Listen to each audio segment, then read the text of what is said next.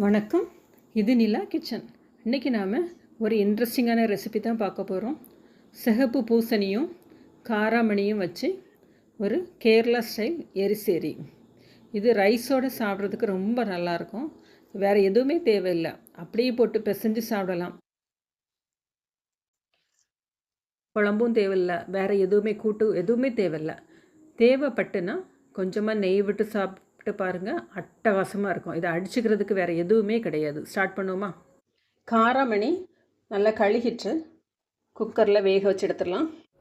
குக்கரில் இதை போட்டு மூழ்கிற அளவு தண்ணி விட்டு 3 விசில் வச்சு எடுத்துடலாம்.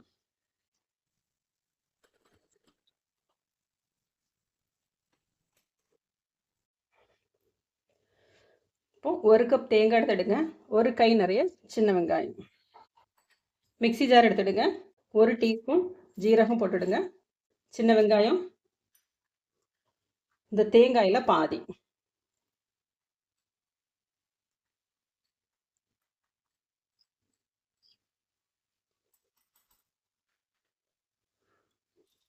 இதை ஒரு சுற்றி எடுத்துடலாம். இந்த அளவுக்கு அரைப்பட்டா போதும். பல்ஸ் மோடில் இதே போல் அரைச்சி எடுத்துடுங்க. தட்டைப்பயிறு,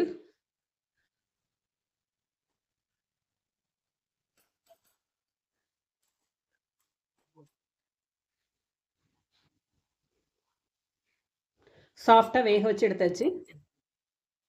இதோட 1 கப் பூசணிக்காய். உங்களோட காரத்துக்கு தேவையான அளவுக்கு வரமிளகா பொடி, கொஞ்சமாக மஞ்சள் பொடி. இதை சாஃப்டாட்டு வேக வச்சு எடுத்துடலாம். இன்னும் கொஞ்சம் தண்ணி சேர்த்துடுங்க.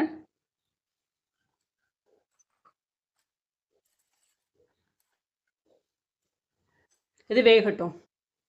பேன் அடுப்பில் வச்சுடுங்க.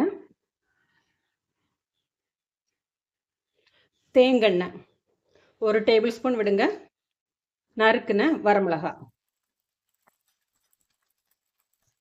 கருவேப்பிலை.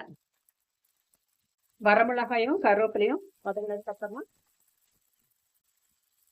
நம்ம எடுத்து வச்சுட்ட பாதி தேங்காய் நல்லா செவக்க வறுத்துடுங்க.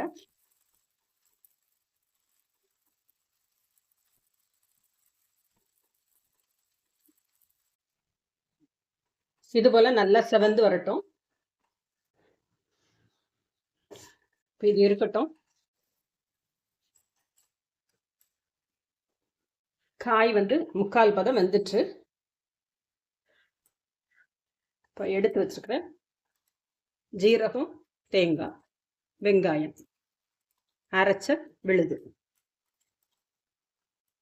டேஸ்ட்டுக்கு உப்பு சேர்த்துடலாம். இப்போ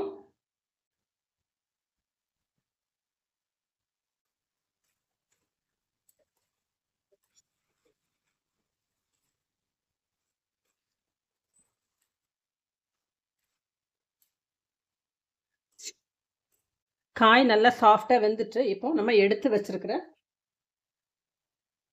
தாளிப்பு, தேங்காய், வரமிளகா, கருவேப்பிலை, தேங்காய் எண்ணெயில் தாளித்து உள்ளால சேர்த்துடலாம்.